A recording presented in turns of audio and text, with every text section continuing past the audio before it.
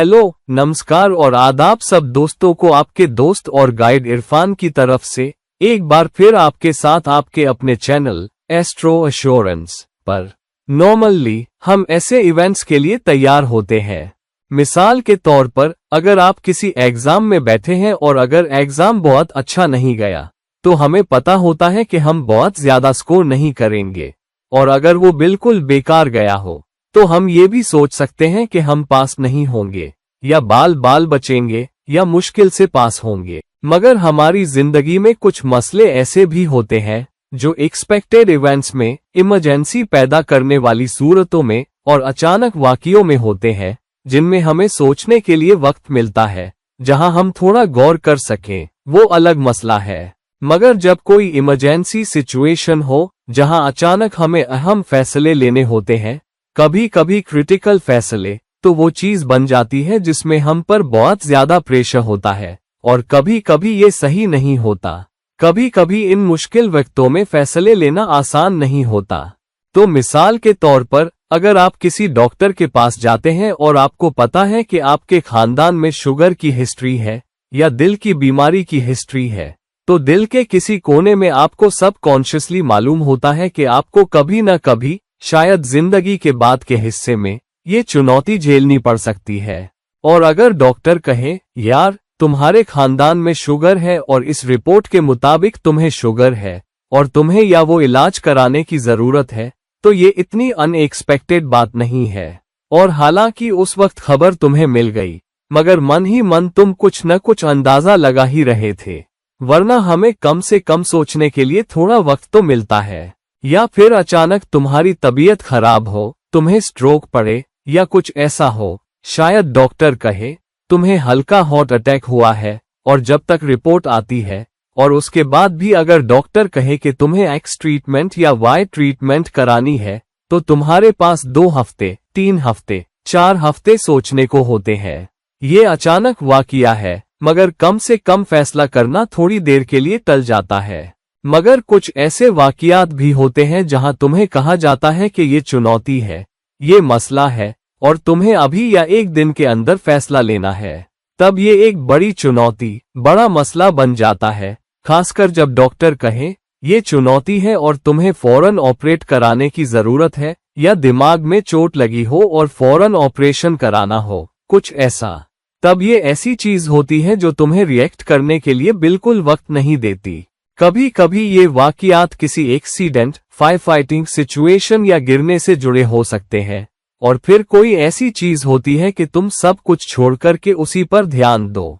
तो ऐसी इमरजेंसी पैदा करने वाली सूरतें, अचानक वाक़ियात जो तुम्हें सांस लेने का भी वक्त न दें, हम ऐसे वाक़ियात को एस्ट्रोलॉजिकल प्लेसमेंट्स के जरिए, कुंडली के जरिए कैसे देख सकते हैं, और क्या कुंडली हमें कुछ इशारे देती है? क्योंकि कुंडली ये साफ साफ नहीं बताती कि एक्स तारीख को, 21 जुलाई 2021 को तुम्हारे साथ ऐसा होने वाला है। हो सकता है कुंडली इतना साफ साफ इशारा न दे, मगर क्या कुछ निशानियां होती हैं कि तुम्हारी जिंदगी के किसी दौर में ऐसे ट्रिगर्स ज्यादा हो सकते हैं, वाक़ियात का ट्रिगर होना। और अक्सर ऐसे वाक़ियात तब ट्रिगर होते हैं जब तुम्हें अचानक सब कुछ छोड़कर के इस मसले या चुनौती पर ध्यान देना होता है। तो चलिए देखते हैं, चलिए गहराई में उतरते हैं और देखते हैं कि क्या आपकी कुंडली या हमारी कुंडलियां हमें इस सूरत के लिए कुछ इशारे देती हैं जहां अचानक इमरजेंसी सिचुएशन तुम पर आ सकती है, जहां तुम्हें जल्दी फैसला लेना हो, फौरन फैसला करना हो या तुरंत उस सूरत का सामना करना हो। अब ऐसे कई तरीके हैं जिनकी वजह से ये वाक़ियात ट्रिगर हो सकते हैं। पहली चीज है एक्टिवेशन। हम पहले एक वीडियो कर चुके हैं जिसमें बताया था कि हम प्लैनेट्स के कुछ प्लेसमेंट्स या कुछ नतीजों को कैसे एक्टिवेट कर सकते हैं, क्योंकि हम एक खास भाव को इस बात से एक्टिवेट कर रहे हैं कि हम कैसे काम कर रहे हैं या अपनी जिंदगी कैसे जी रहे हैं। मिसाल के तौर पर हम जानते हैं कि 8वां भाव काफी हद तक अचानक वाक़ियात, बदलाव लाने वाले वाक़ियात, मुश्किल सूरतों के लिए जिम्मेदार माना जाता है, जिनका फौरन ध्यान रखना या उन पर फौरन काम करना जरूरी होता है। तो 8वें भाव का साइन बहुत ही जरूरी हो जाता है और 8वें भाव का स्वामी ग्रह बहुत ही जरूरी हो जाता है। और अक्सर ऐसी कोई भी चीज जो 8वें साइन या 8वें भाव के स्वामी को ट्रिगर करती है, 8वें भाव को भी एक्टिवेट कर सकती है, चाहे उस वक्त उस ग्रह की दशा, अंतर्दशा या गोचर न भी चल रहा हो। तो ये एक्टिवेशन कैसे आता है? मिसाल के तौर पर अगर बुध आपके 8वें भाव का स्वामी है, ये तब हो सकता है अगर आपका लग्न वृश्चिक है और मिथुन राशि आपका 8वां साइन या 8वां भाव बनती है, तो बुध उस सूरत में 8वें भाव का स्वामी ग्रह बन जाता है। अगर आप अपने कर्मों या अपनी शख्सियत या अपनी जिंदगी जीने के तरीके से या कुछ काम बार बार करके 8वें भाव को ट्रिगर कर रहे हैं, तो आप अनजाने में और कभी कभी कई बार 8वें भाव को ट्रिगर कर रहे होते हैं। तो 8वां साइन क्या है?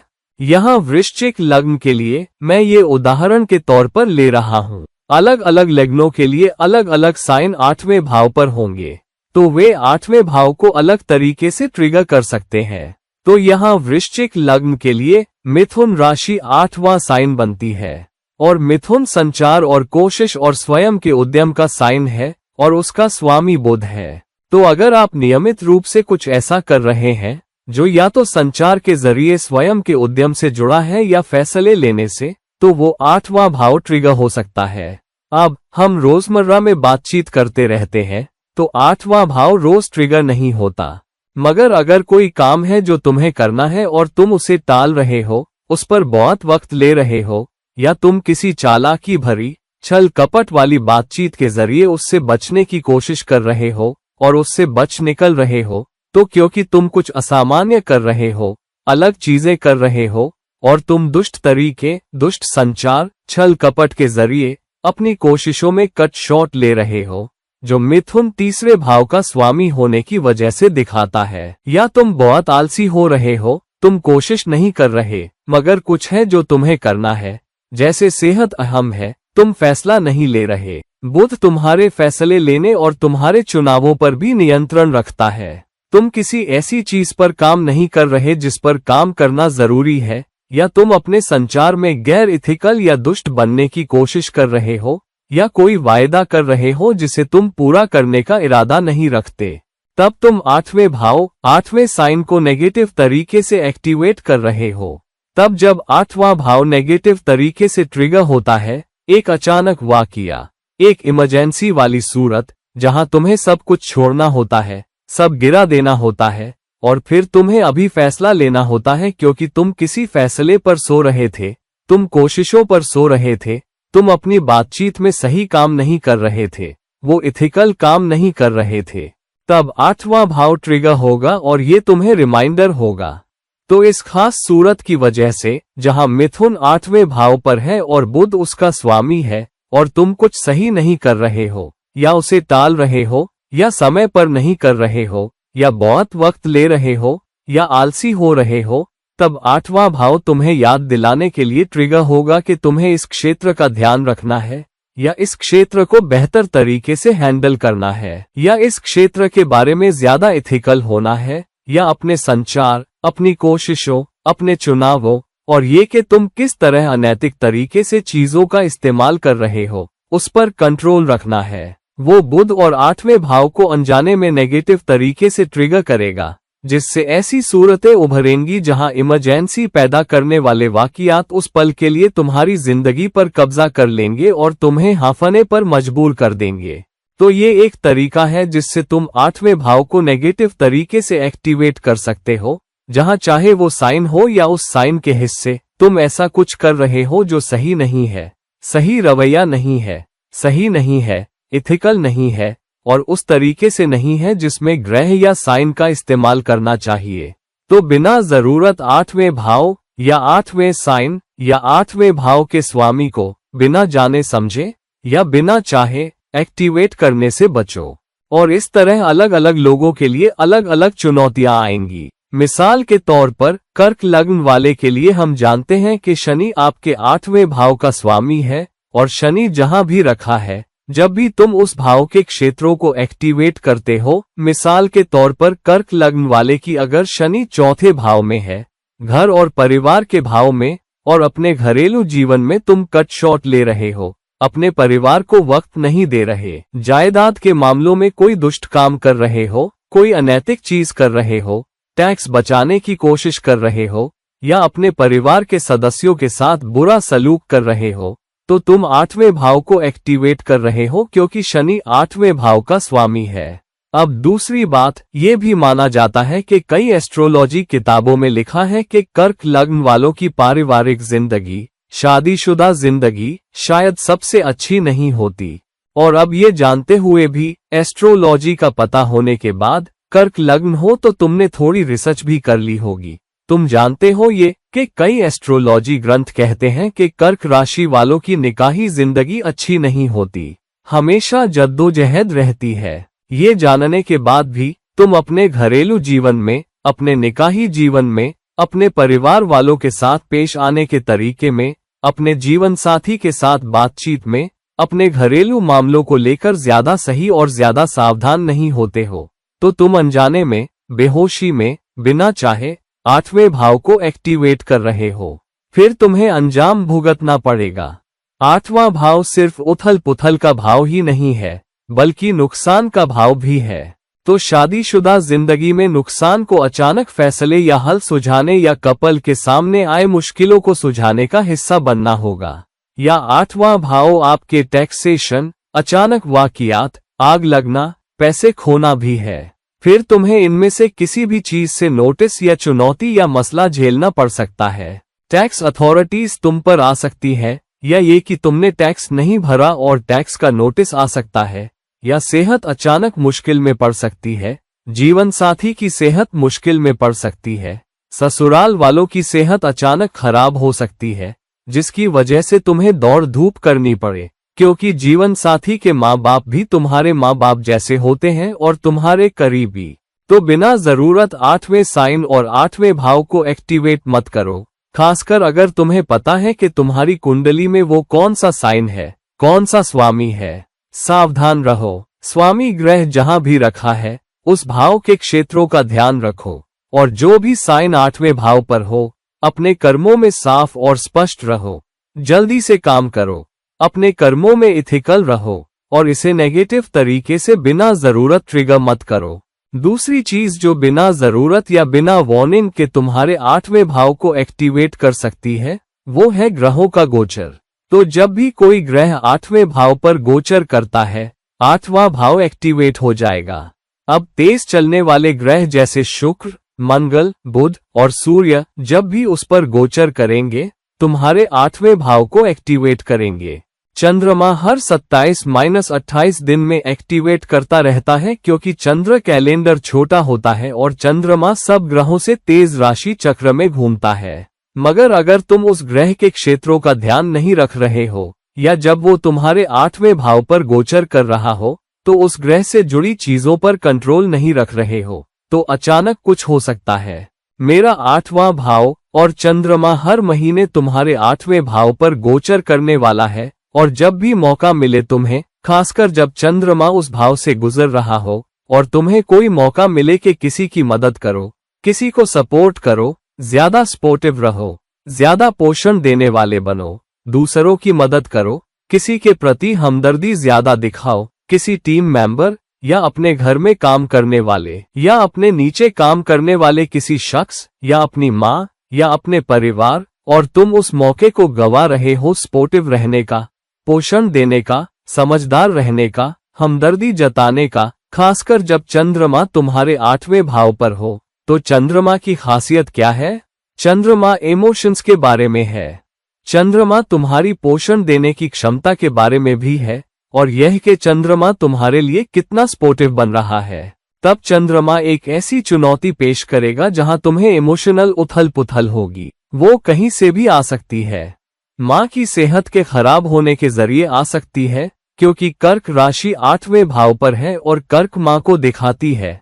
चंद्रमा माँ का कारक है, तो माँ की सेहत पर संकट या घरेलू जिंदगी में कोई मुश्किल या किसी वाहन में खराबी या जायदाद में कोई खराबी या तुम्हारे पास मौजूद सुविधाओं में से कोई टूटना जिससे पैसे खर्च हो, या तुम कुछ खो दो और फिर फौरन कुछ और खरीदना पड़े क्योंकि किसी तरफ नुकसान हुआ हो, तो चंद्रमा ऐसा कुछ ट्रिगर करेगा जहां या तो तुम इमोशनल उथल पुथल से गुजरो या पैसे या सुविधाओं का नुकसान हो, और उस नुकसान की भरपाई तुम्हें या तो दूसरों को या अपने घर में करनी पड़े, या दौड़ धूप करके अब किसी और के प्रति हमदर्दी दिखानी पड़े क्योंकि तुम पहले नहीं दिखाते थे। तो अचानक कोई परिवार का सदस्य बीमार पड़ता है और तुम्हें उसकी मदद के लिए दौड़ना पड़ता है, उसके प्रति हमदर्दी दिखानी पड़ती है, समझदारी दिखानी पड़ती है, उसे पोषण और सहारा देना पड़ता है क्योंकि तुमने पहले ऐसा नहीं किया था। तो चंद्रमा 8वें भाव का स्वामी हो तो भी वो चुनौती तब डाल सकता है जब खासकर वो 8वां स्वामी उस भाव पर गोचर कर रहा हो। और सिर्फ 8वां स्वामी ही नहीं, बल्कि कोई भी ग्रह जो 8वें भाव पर गोचर करता है, चाहे वो 8वें भाव का स्वामी न भी हो, चाहे वो जिस भी साइन का स्वामी हो, अगर तुम उस ग्रह के बारे में अपनी समझ का सही इस्तेमाल नहीं कर रहे हो।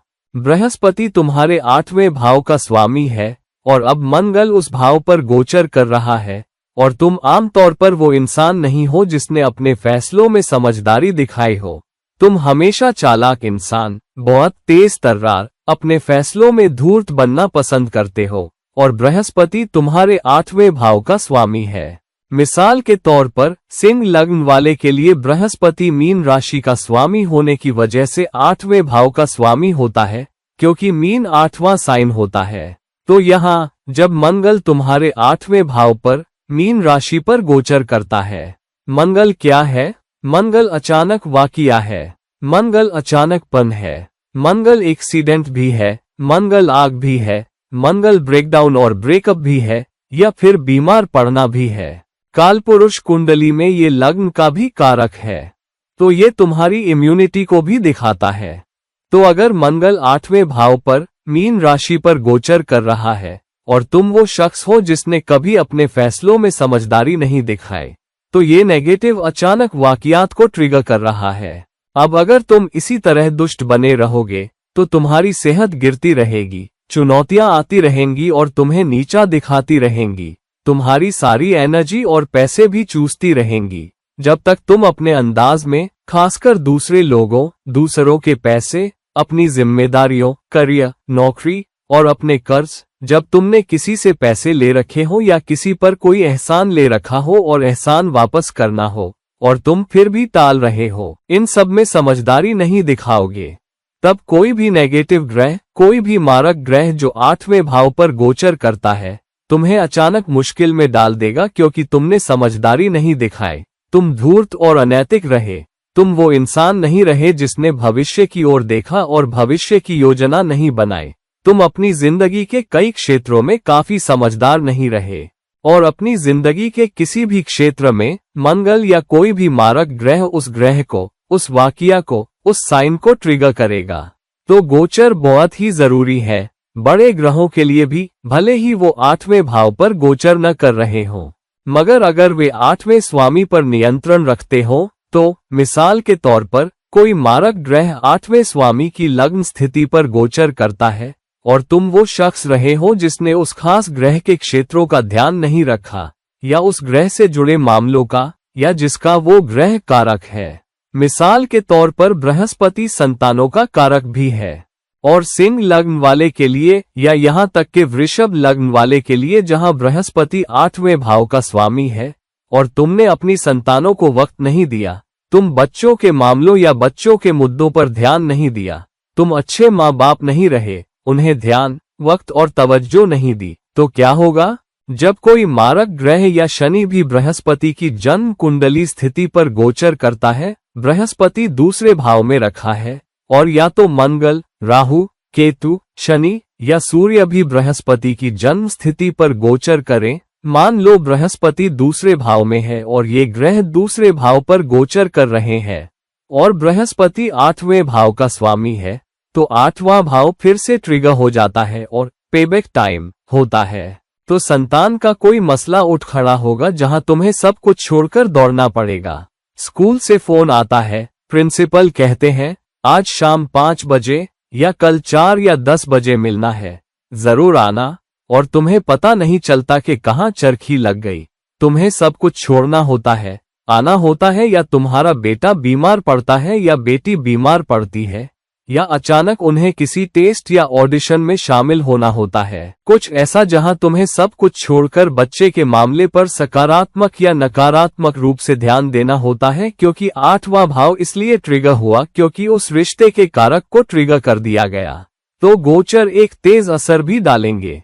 खासतौर पर पाप ग्रहों के गोचर ज्यादा चुनौतियां, मुश्किलें और फाइटिंग सिचुएशन लाएंगे, जबकि सुखद ग्रहों के गोचर कम से कम तुम्हें इस मौके पर कम नुकसान या बचकर निकलने का मौका देंगे। तीसरी चीज है दशा, अंतर्दशा या प्रत्यंतर दशा का बदलना। तो जब भी दशा या अंतर्दशा या प्रत्यंतर दशा में बदलाव होता है, उस बदलाव के कुछ दिन पहले या बाद के समय में तुम पाओगे कि तुम्हारी जिंदगी के उस खास क्षेत्र से संबंधित कोई अचानक वाकया हो सकता है जिस पर वह ग्रह तुम्हारी कुंडली में नियंत्रण रखता है। तो मान लो तुम बृहस्पति की दशा, मंगल की अंतर्दशा, बुध की प्रत्यंतर दशा से गुजर रहे हो। तो दशा, अंतर्दशा और प्रत्यंतर दशा के दौरान तीनों ग्रह बृहस्पति, मंगल और बुध शामिल होते हैं। और जब दशा बदलती है या प्रत्यंतर दशा बदलती है, तो ये ग्रह जिन जिन भावों के स्वामी है या जिन जिन चीजों के कारक है, उनमें से कोई भी ट्रिगर हो सकता है। संतान के मामले ट्रिगर होंगे, सट्टा निवेश भी ऊपर नीचे हो सकता है। अगर बृहस्पति 9वें भाव का स्वामी है तो अचानक यात्रा होगी, एग्जाम में बैठना होगा, या किसी आध्यात्मिक काम पर ध्यान देना होगा, या किसी धार्मिक स्थान की यात्रा अचानक होगी। अगर बुध तुम्हारे 11वें भाव का स्वामी है तो दोस्तों या सामाजिक दायरे से जुड़ी कोई बात अचानक आएगी। अगर इनमें से कोई ग्रह 10वें भाव का स्वामी है तो करियर में अचानक कुछ होगा। बॉस फोन करता है और कहता है, पता है, कुछ दिनों में या कल या आज शाम को मैं नहीं रहूंगा, या कल मैं यात्रा पर जा रहा हूं। तुम्हें संभालना होगा, तुम्हें इस मीटिंग में उपस्थित होना होगा, तुम्हें कल एक प्रेजेंटेशन देनी है, और अचानक तुम्हें पता नहीं चलता, या करियर को लेकर कोई अहम फैसला लेना पड़ता है, या कोई इल्जाम भी लग सकता है, किसे पता। तो वो चीजें ट्रिगर होंगी जिन भावों पर दशा, अंतर्दशा, प्रत्यंतर दशा के ग्रह स्वामित्व रखते हैं, खासतौर पर उस दशा परिवर्तन के किनारे। और फिर जब ऐसा कुछ भी नहीं होता, फिर भी कुछ न कुछ होता है, तो शायद तुम्हारा कर्म इस कहानी का हिस्सा हो। हो सकता है कि तुम्हारा कर्म ऊपर आ रहा हो और ये पेबैक टाइम है, या तुम्हारे लिए सीखने का समय है, या तुम्हारे लिए जागने का समय है। और अगर कोई कर्म कर्ज है तो राशि चक्र ने तय कर लिया है कि तुम्हें वो कर्ज चुकाना है अब। और तो और तुम जिस कर्म को लेकर चल रहे हो, खासतौर पर 9वां भाव, प्रारब्ध कर्म का भाव, जाग उठता है, और उसका कारक ग्रह भी वो हो जहां तुम में कमी रही, तुम सही नहीं थे, वहां पे तुम इथिकल नहीं थे, तो वो कर्म कर्ज चुकाना पड़ेगा। और हो सकता है कि वो ट्रिगर हो जाए, भले तुमने अब तक सब सही किया हो। 9वें भाव से जुड़े मामले या तुम्हारे प्रारब्ध कर्म से जुड़े मामले, हालांकि तुम्हारा कर्म कुछ और हो जो तुम इस जिंदगी में साथ लेकर चल रहे हो, और फिर वो वाकया ट्रिगर हो सकता है, और फिर अचानक तुम उस वाकया का सामना बिल्कुल अनएक्सपेक्टेडली कर सकते हो। कभी कभी दशा, अंतर्दशा या प्रत्यंतर दशा कुछ और होती है। 8वें भाव पर कोई गोचर भी नहीं हो रहा होता, और 8वां भाव ट्रिगर भी नहीं हो रहा होता, फिर भी तुम मुश्किल में पड़ जाते हो, बीमारी या नुकसान। तो अक्सर ऐसा होता है कि जब दशा, अंतर्दशा और प्रत्यंतर दशा 8वें भाव की नहीं होती, और 8वें भाव पर किसी पाप ग्रह या किसी भी ग्रह का गोचर नहीं होता, फिर भी तुम्हें कोई बड़ी सेहत समस्या या नुकसान होता है, तो तुम्हारा कर्म निश्चित रूप से ऊपर आ रहा होता है, और फिर तुम्हें अपने कर्म कर्ज पर ध्यान देना होता है। और इसलिए बेहतर है कि अपने कर्म को साफ रखो, हमेशा इथिकल तरीके से काम करो, हमेशा उच्च नैतिकताओं और उच्च मूल्यों के सामने झुको, वो सिद्धांत और मूल्य जो हमारे लिए जरूरी है, बजाय इसके कि हर वक्त धूर्तता करो और ये कहो कि आध्यात्मिक चीजें बाद में करूंगा। फिर कभी भी पता नहीं चलता कि कर्म कब ऊपर आकर तुम्हारे सामने एक के बाद एक मुसीबतें पेश कर दे। सबसे बड़ी चुनौती जो हम जिंदगी में झेल सकते हैं, वो है बड़े कर्म कर्ज की वजह से वो बड़े मसले जो हमारे सिर पर है, जिनके बारे में हमें पता भी नहीं होता।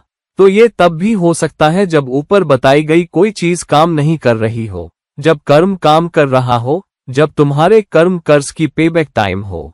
और आखिरी मगर अहम बात, ये भी हमारे सिर पर चढ़ी हुई आशीष और अभिशापों के बारे में है, जिन्हें हम साथ लिए चल रहे हैं या अपनी ओर आकर्षित कर रहे हैं।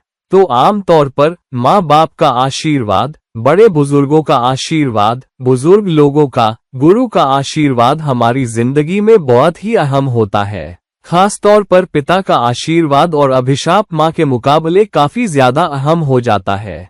माँ गुस्से में तुम्हें कोस देती है, मगर उसका वो अभिशाप सच में नहीं होता। मगर पिता कभी तुम्हें कोसता नहीं। लेकिन अगर पिता एक शब्द कह दे, जो तूने मेरे साथ किया, वक्त बताएगा, वक्त दिखा देगा, बस इतना काफी होता है। राशि चक्र पिता के अभिशाप को उठा लेता है, क्योंकि पिता गुरु और 9वें भाव प्रारब्ध कर्म के समान होते हैं। और इसलिए हमेशा ये जरूरी है कि तुम पिता के मामलों को ज्यादा गंभीरता से लो। जब तुम अपनी माँ से प्यार और स्नेह करते हो और उनका भी सम्मान करते हो, मगर कोशिश करो कि पिता को कभी नाराज मत करो। कोशिश करो कि पिता और गुरु की नजरों में अच्छे रहो, खासकर क्योंकि वे इस जीवन के 9वें भाव पर शासन करते हैं। तुम्हारा अवचेतन में अपने कर्म के नेगेटिव पहलू या प्रारब्ध कर्म के नेगेटिव पहलू को एक्टिवेट करना, बिना चाहे ही श्राप या पिता की नाराजगी को एक्टिवेट करना। भले तुम श्राप का लफ्ज इस्तेमाल न करना चाहो, कम से कम पिता की नाराजगी या नाखुशी या पिता या गुरु को नाराज करना। और अगर तुम आशीर्वादों को अपनी तरफ आकर्षित कर रहे हो, तो वो ट्रिगर्स की गंभीरता को धीमा और कम कर सकते हैं, उन अचानक मुसीबतों की। इसलिए हमेशा बेहतर है कि बड़े बुजुर्गों, बुजुर्ग लोगों, जानवरों और जो तुम्हारे नीचे काम करते हैं, उनका दिल ना दुखाओ, उनके अच्छे पक्ष में रहो, क्योंकि शनि तुम्हारे लिए बर्बादी ला सकता है। तो दोस्तों, हमेशा बेहतर है कि अपने कर्म का ध्यान रखो, सही इथिकल व्यवहार करो, बड़ों का सम्मान करो, सिद्धांतों और मूल्यों को अपने साथ रखो, धूर्त मत बनो और गोचरों पर, दशा अंतरदशा के बदलावों पर नजर रखो, ताकि जो चुनौतियां तुम पर आ सकती हैं, उनके लिए तुम बेहतर तैयार रहो। इसलिए हमेशा बेहतर है कि इंसान अपने आप को ऊंचे नैतिकता के साथ रखे, सही काम करे, रिश्तों में समर्पित रहे, लोगों के साथ मिलजुल कर काम करे, लोगों को नाराज न करे, हर वक्त अच्छे कर्म करता रहे। तब श्राप या अभिशाप कम होते हैं, तुम आशीर्वाद आकर्षित करते हो, और फिर 8वां भाव, 8वें भाव का स्वामी या नेगेटिव वाकियात तुम पर ज्यादा मेहरबान होते हैं और उतनी बार चुनौतियां नहीं देते जितनी बार किसी और को मिल सकती है। हम ऐसे लोगों को जानते हैं जो हर समय मुश्किलें झेलते रहते हैं, और हमें कोई रिश्तेदार या सहकर्मी या दोस्त जरूर मिल जाता है जो लगातार अपनी जिंदगी में मुश्किलें खींचता रहता है, और हम उनमें से एक हो सकते हैं। तो फिर ज्यादा सावधान रहो, उन्हें सलाह दो कि उन्हें ज्यादा इथिकल बनना है, ज्यादा सही बनना है, बेहतर तैयार रहना है और ज्यादा अच्छे कर्म करने हैं। उन्हें अपने कर्म कर्ज पर और तवज्जो देनी है, यानी उन्हें अपने कर्म पर ज्यादा ध्यान देना है। तो दोस्तों, हमेशा बेहतर है कि हम बेहतर तैयार रहें और राशि चक्र के अच्छे पक्ष में रहें, न कि गलत पक्ष में, क्योंकि हमें नहीं पता कि कब अचानक अनएक्सपेक्टेड वाकियात कोई इमरजेंसी वाली सूरत खड़ी कर दें जहां हमें सब कुछ छोड़ देना पड़े और हमें उसकी कीमत चुकानी पड़े। तो ये वीडियो लाइक करें, इस वीडियो को शेयर करें, और अगर तुम मुझसे पर्सनल कंसल्टेशन चाहते हो तो कृपया मुझसे संपर्क करें, लिंक्स नीचे दिए गए हैं। अगली बार तक तुम्हारा दोस्त और गाइड इरफान साइन ऑफ कर रहा है। नमस्कार।